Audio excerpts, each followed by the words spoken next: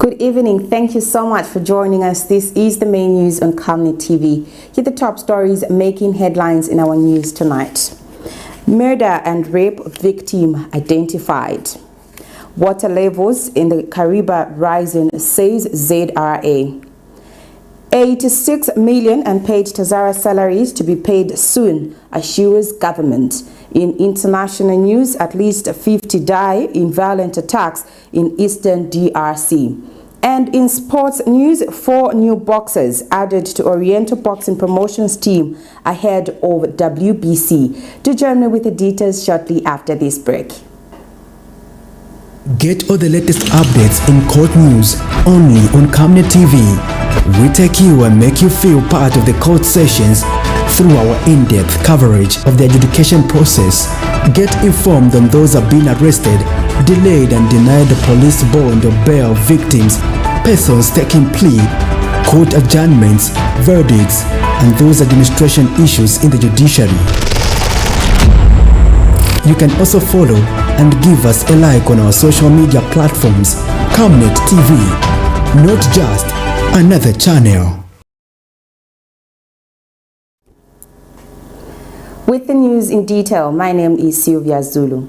The Zambia Police Service has identified Garden House murder and suspected rape victim. Police spokesperson Ray Hamonga says the deceased is 24-year-old Dinus Nachula of Garden House compound.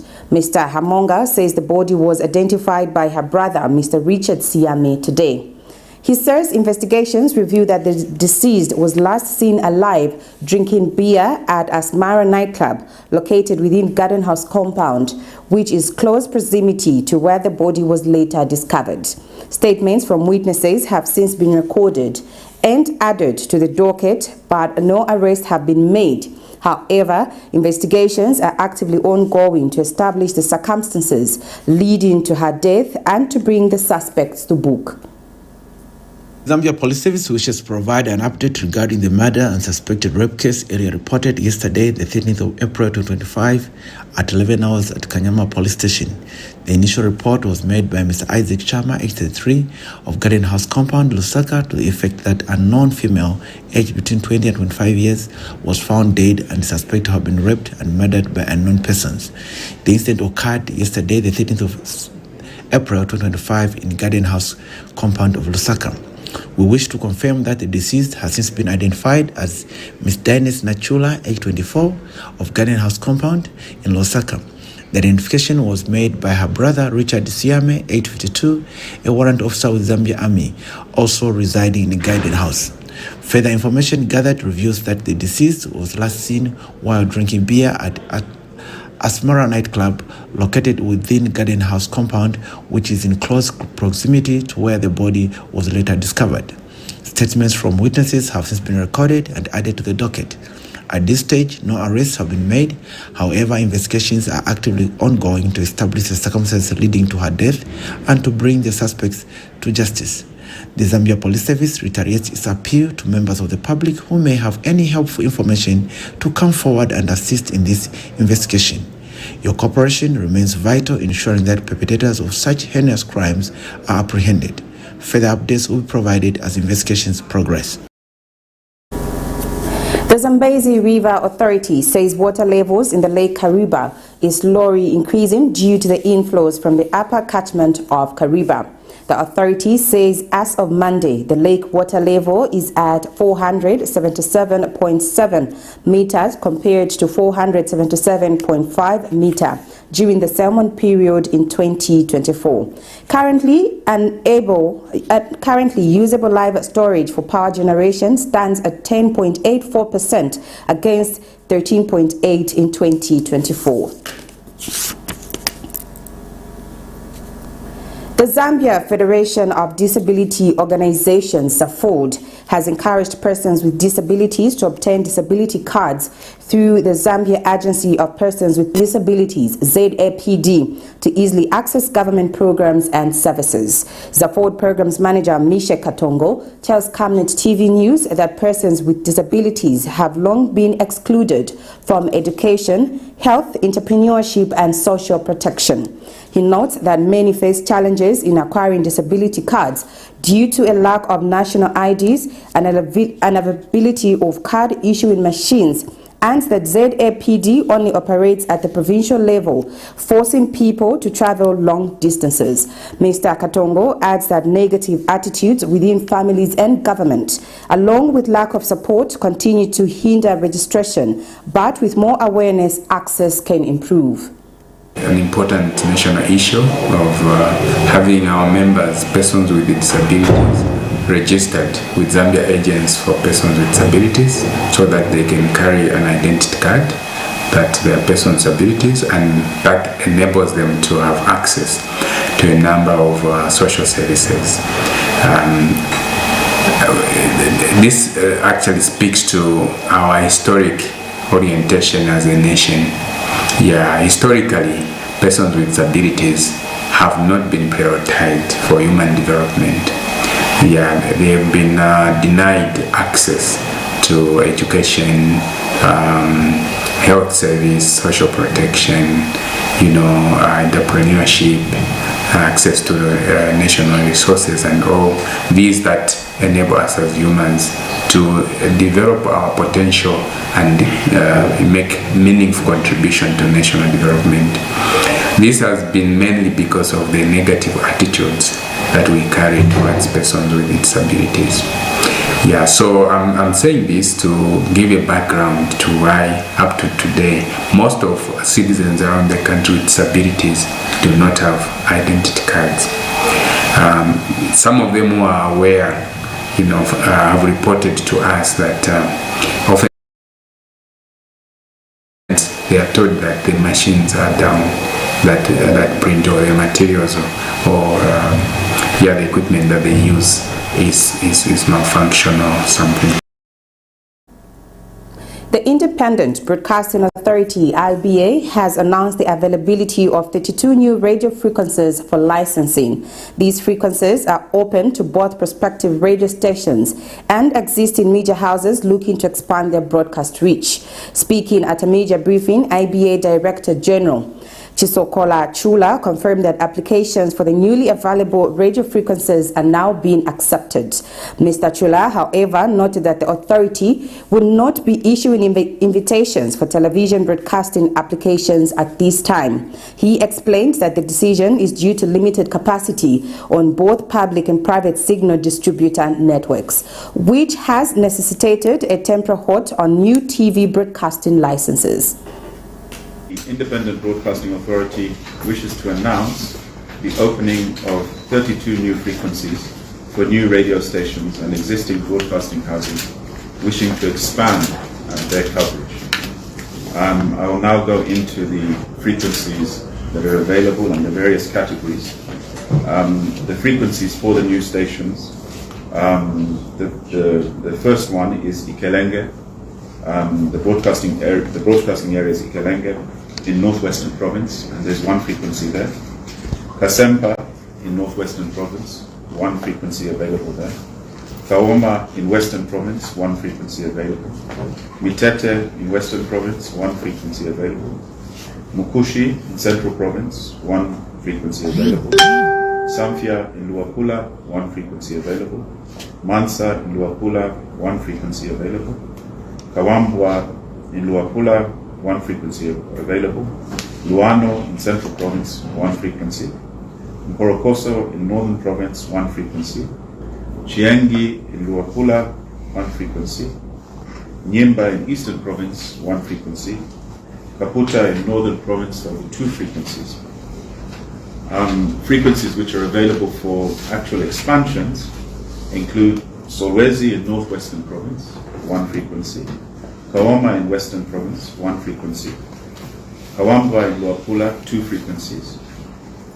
Chiengi in Luapula, two frequencies. Mbala in Northern Province, one frequency. Mwinilunga in Northwestern Province, 1 frequency. Kitwe in Copperbelt Province, 1 frequency. Shoma in Southern Province, 1 frequency. Nakonde in Mchinga Province, 1 frequency. Kaputa in Northern, 1 frequency. The Zambia Revenue Authority, ZRA, says it is implementing various measures to keep smuggling and end all forms of tax evasion.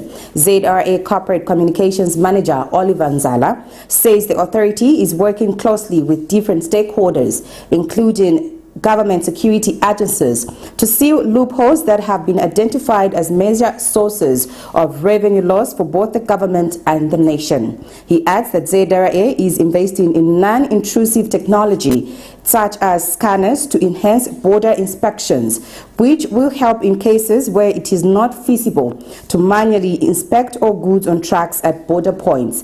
Mr. Nzala has also emphasized that the authority is investing in staff training to build their capacity to detect irregularities in customs declarations. Well, the Zambia Revenue Authority is putting in different measures to ensure that we bring smuggling and all activities that relate to tax evasion to an end. When it comes to smuggling, we're working with different stakeholders, including government security wings, just to collaborate and seal these loopholes where we have identified that there are a source of revenue loss on the part of government and the country at large. We are investing so much into non-intrusive technology, such as the scanners, because at the point where, for example, the trucks come in or reach the border, we cannot physically manage to count everything that is, on the truck. So you have to use non-intrusive equipment or scanners to see whether what has been declared is actually the right quantities and is it the right commodity actually as declared on the documentation. So we're using that. We're also ensuring that we invest in our staff so that they are able to, they have that capacity to tell when there's something incorrect about a certain declaration. We've also gone further to incorporate AI, artificial intelligence, in our operations, both domestic taxes and at customs. We have dedicated officers that are really working hard to ensure that artificial intelligence become a key component of our, data management or data harvesting. The Friends of Bali Movement Chalimbana chapter has praised Republican President Hakainde Hichilema for his recent visit to Chalimbana University, describing it as a positive step towards improving students' welfare and infrastructure.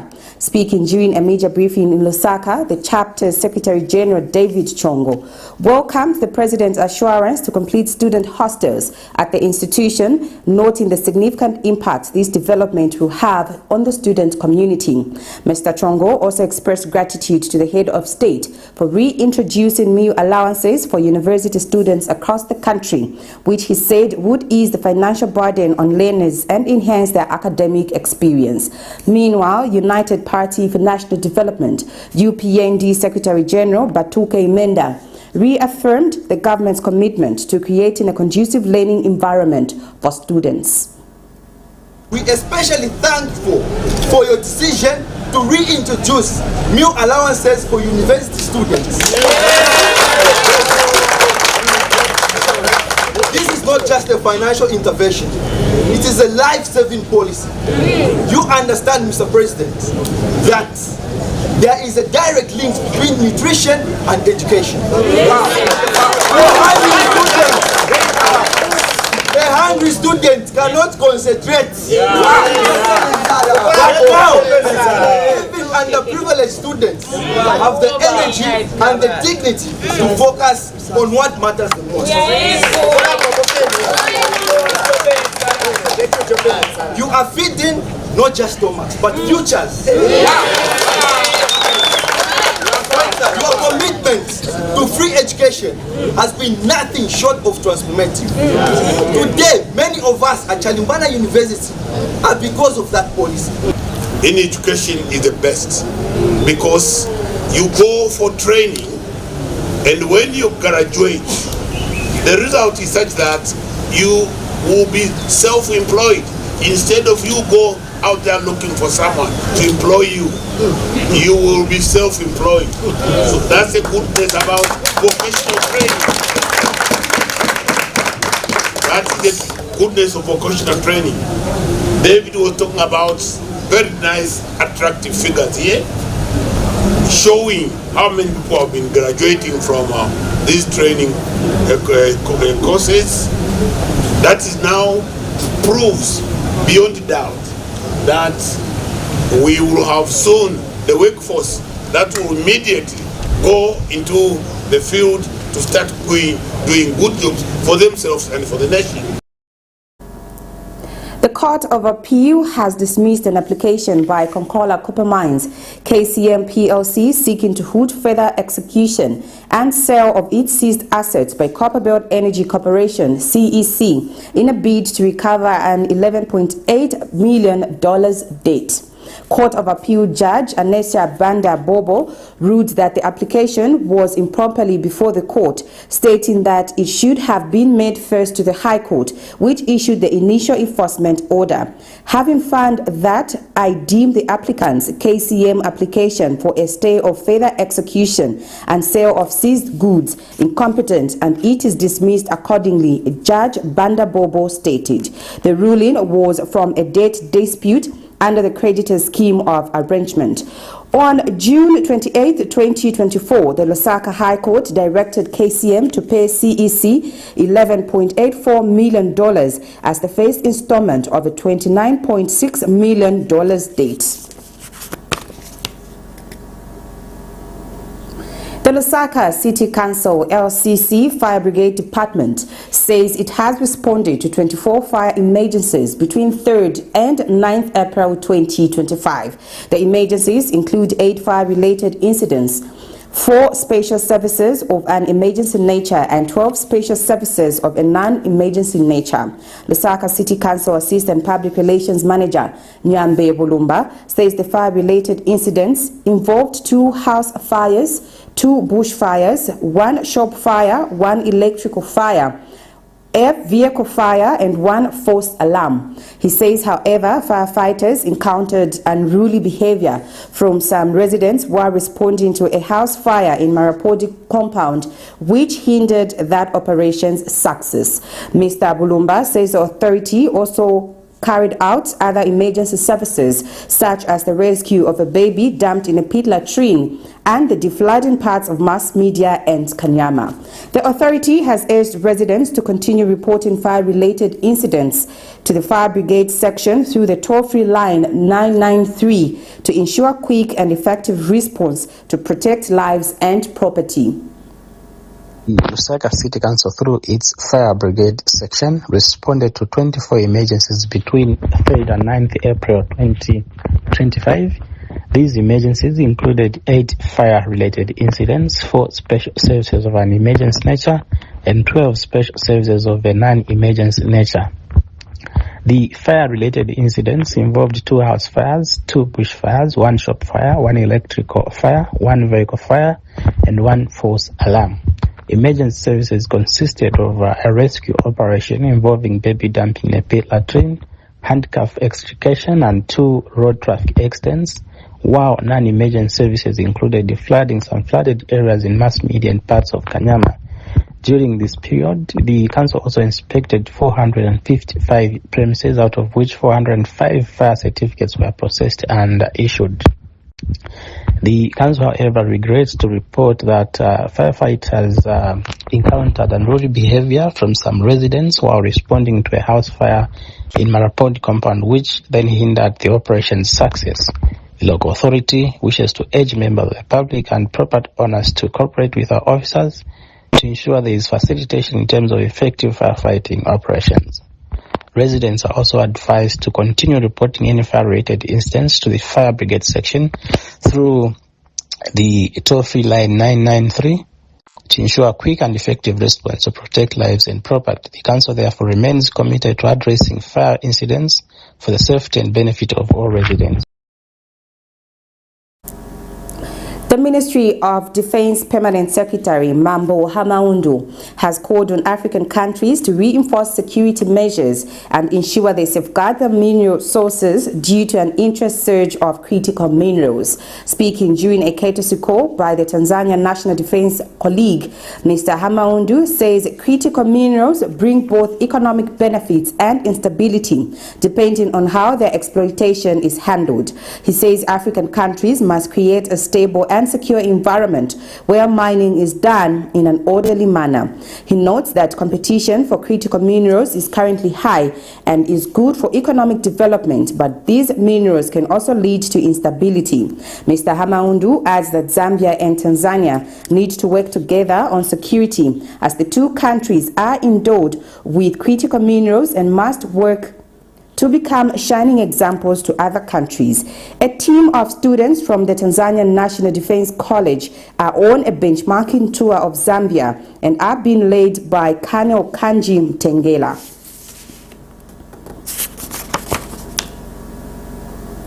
The Ministry of Transport and Logistics has called on the TAZARA employees to resume work, assuring them that the government is actively addressing the issue of outstanding salary arrears. This comes in response to threats by TAZARA workers to withdraw their services indefinitely if the unpaid salaries accumulated over 5 months are not settled by April 10th.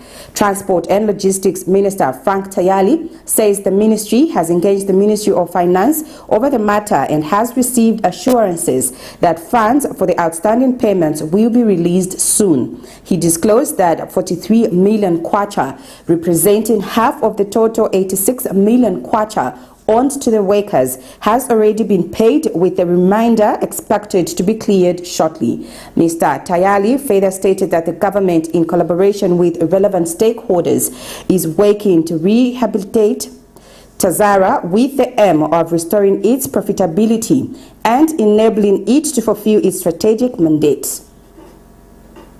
The arrears because TAZARA is limping. TAZARA is not able, out of their operations, to make money in order for it to pay, salaries. All right, and that what was owing for 5 months was 86 million kwacha. Now, half of that amount, 43 million, was actually paid on Thursday. All right, and that what we are remaining with is the balance. All right, and so government again is there to say, even though the company has been facing these liquidity challenges owing to the fact that many years of neglect and lack of recapitalization, we've lost that capacity to be able to move cargo. You recall that if you've been on the TAZARA, we used to move just in 48 hours between Kapili and Dar es Salaam. Now that same trip is taking 5 to 7 days. And so even those cargo movers, will be reluctant to use such a facility owing to the lengthy period that it would take for goods to move from one place to another.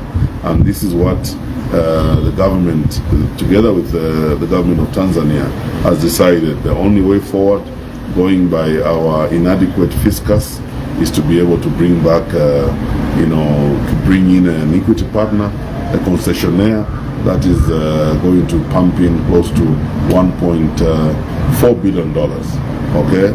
$1 billion of which will go into the rehabilitation of the infrastructure as well as the rolling stock, so that once again we can get back to that original idea for which TAZARA was constructed, to be able to move these heavy cargo and play its meaningful role.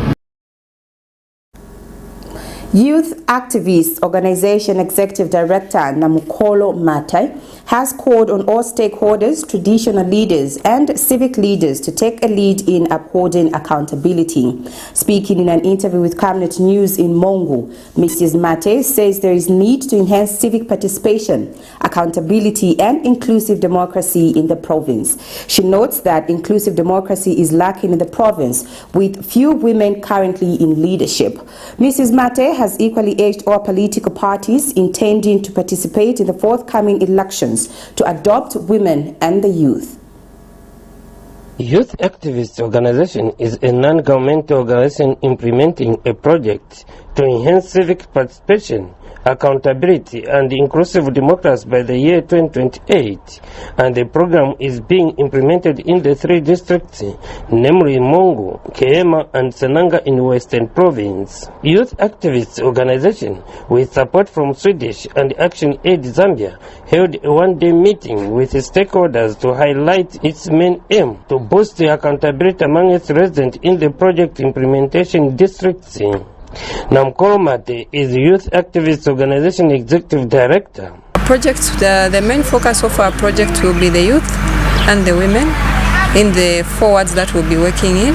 Ideally, our project is supposed to strengthen their capacity to want to be involved in such activities so that they can have a role to play when it comes to issues of development and decision making in issues that pertain to them, especially the women and the youth whose representations is very low in our district. We work with these already in the system, the leaders who are already there, the civic leaders and various stakeholders, so that they can play a role in mentoring the young and the women to be able to take up the various roles of leadership, as well as engaging in decision making in civic and political issues that pertain their wards, their communities and the district at large. And some participants at the meeting, Kakomati Nyawezi and Justin Mushoke, also added their voice. We are learning from this project is that if it is implemented according to how it is designed, it will then translate into having almost everyone being taken care of in terms of developmental journey of these provinces. What we want to see is a situation whereby let them adopt more women so that we can have more women standing as councillors and also as members of parliament, so that we can have a difference. And also our view is that all these political parties that are going to participate, let them adopt women so that we can see a difference. Meanwhile, Mongo District Commissioner Morgan Akabeso, who officiated at the meeting, has recommended the organization for the initiative. So we commend you in providing transparency, accountability, and responsibility when we hold elections or we hold any very important part to play in civic participation of our society. The accountability and inclusive democracy among the 4,000 citizens through promotion of diverse and sustainable community-based local coalitions effort in Western Province by 2028. Museo Kavira, Camnet News in Mongo District, Western Province. You're watching the main news on Camnet TV. We now take a set of commercials. Do join me with the rest of the news after the break. Keep watching.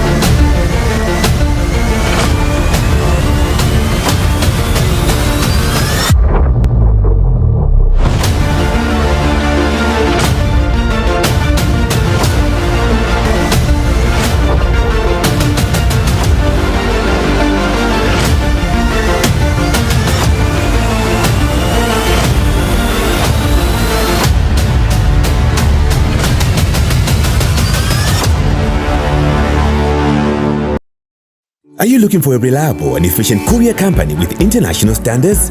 Then let UBZ Courier, your trusted partner in swift and secure deliveries, be your ultimate choice. Whether it's a small package or a hefty consignment, UBZ Courier handles it all, locally and internationally.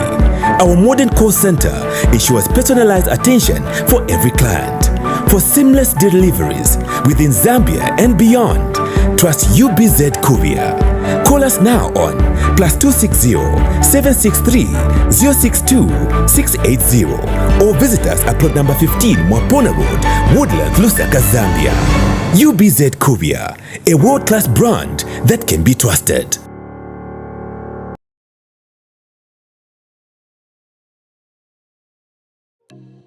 Enjoy the benefits of an instant loan with us ranging from 1,000 kwacha to 750,000 kwacha paid express once collateral is viewed, valued and verified.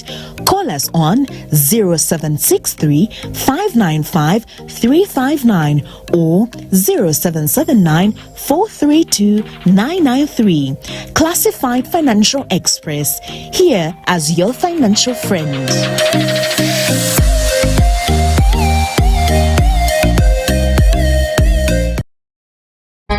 Potatoes, the unsung heroes of flavor. From crispy chips to creamy mash, potatoes are the versatile superstars of your kitchen. Grown with love by our dedicated workforce drawn from around the community of Palabana. Savenda Farm's commitment is to see to it that we have potatoes that are grown right, healthy, big and tasty. For that quick fix or big celebration or that meal that brings family together, top chefs rely on the Savenda potato to create culinary masterpieces. And for others, it's that icebreaker to a delightful conversation. So, embrace the magic of Savenda potatoes. They're not just a side dish, they're the heart and soul of your kitchen. Savenda, save nations, develop Africa. Every Monday to Thursday afternoon, join us for the Lunchtime Cafe. We get to bring to you emerging stories making the headlines, media news, and we remind you of what political leaders and governance actors said back in the days. In Forgotten Stories, we emphasize to you the importance of eating healthy foods and leading healthy lifestyles on the Nutrition Corner. Get the latest updates in sports and critical interviews. Because we value your contribution to national matters, we accord you an opportunity to share your perspectives during the viewers' reactions. The Camnet TV Lunchtime Cafe is an all-inclusive buffet. Camnet TV, not just another channel.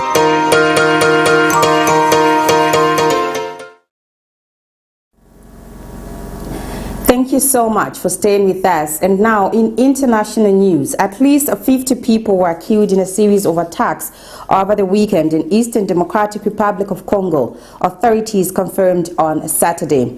The surge in violence has heightened tensions in the conflict-ridden region, with the Congolese government and Rwanda-backed M23 rebels trading accusations over who was responsible. The Congolese armed forces have denied any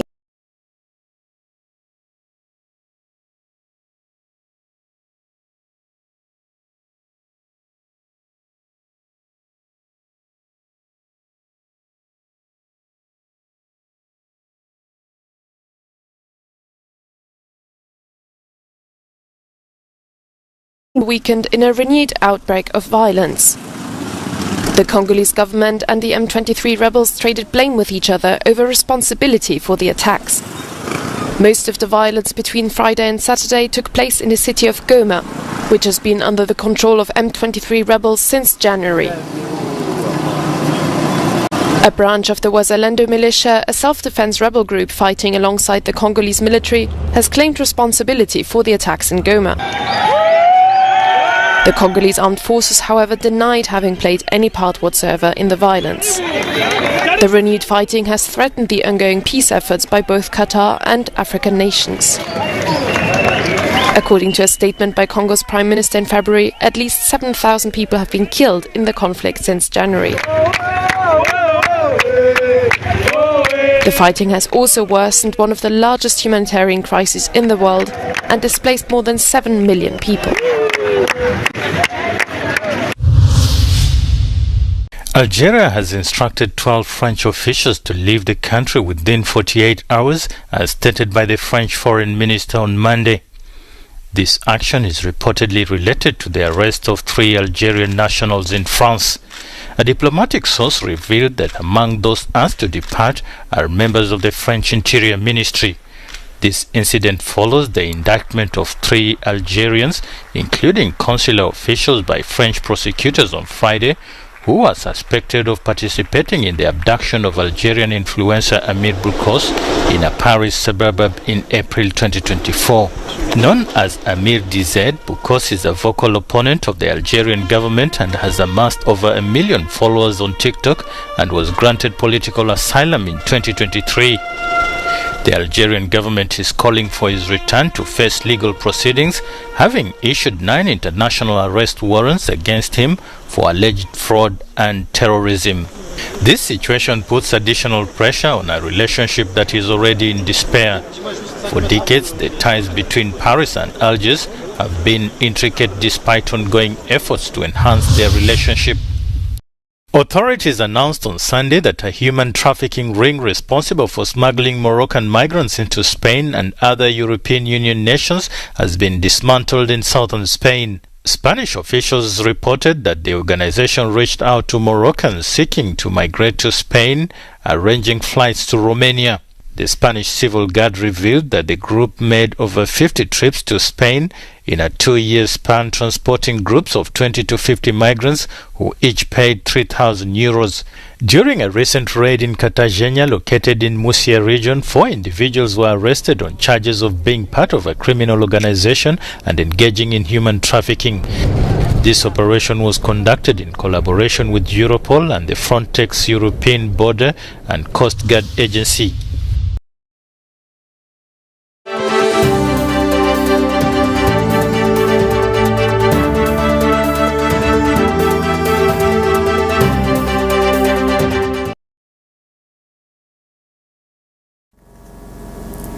Oriental Quarries Boxing Promotions, OQBP, has signed 4 new boxing talents ahead of the World Boxing Championship tournament. Announcing the new talent, Oriental Quarries Boxing Promotions manager Christopher Malunga says the athletes represent the future of boxing in Zambia, and Oriental Quarries Boxing Promotions is placing them on a special development program aimed at sharpening their skills, providing high-level exposure, and building them into world-class contenders. The newly signed athletes are Chanda Kasoka, lightweight, Mary Muhango, super bantamweight, Gracious Malembeka, bantamweight, and Charity Piri, light flyweight.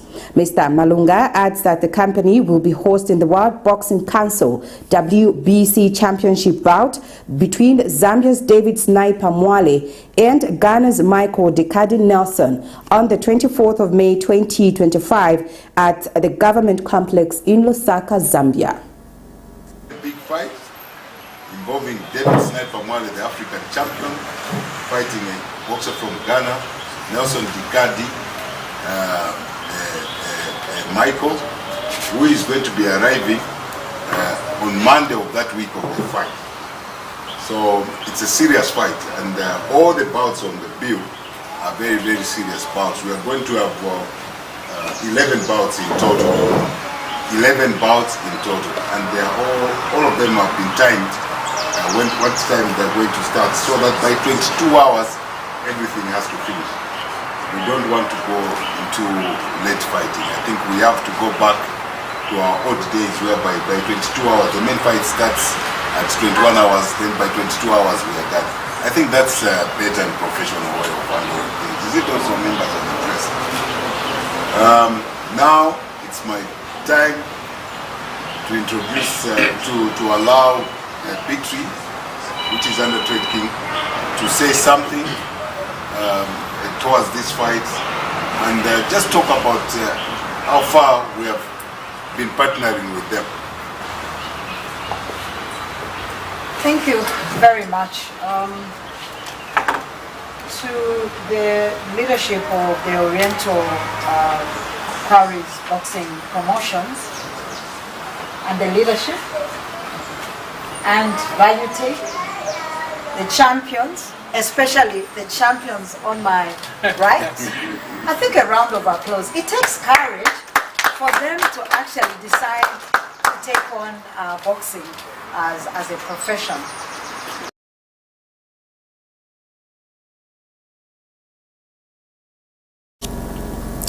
That's it for our main news tonight. Here's a recap of the stories making headlines. Murder and rape victim identified. Water levels in the KARIBA rising, says TAZARA. 86 million unpaid TAZARA salaries to be paid soon, assures government. In international news, at least 50 die in violent attacks in eastern DRC. And in sports news, 4 new boxers added to Oriental boxing promotions team ahead of WBC. We now look at the Camnet verse for the day, coming from the book of Matthew 23, verse 37. O Jerusalem, Jerusalem, thou that killest the prophets and stonest them which are sent unto thee, how often would I have gathered thy children together, even as a hen gathereth her chickens under her wings, and ye would not. That's it. Thank you so much for watching. My name is Sylvia Zulu. Good night and God bless you.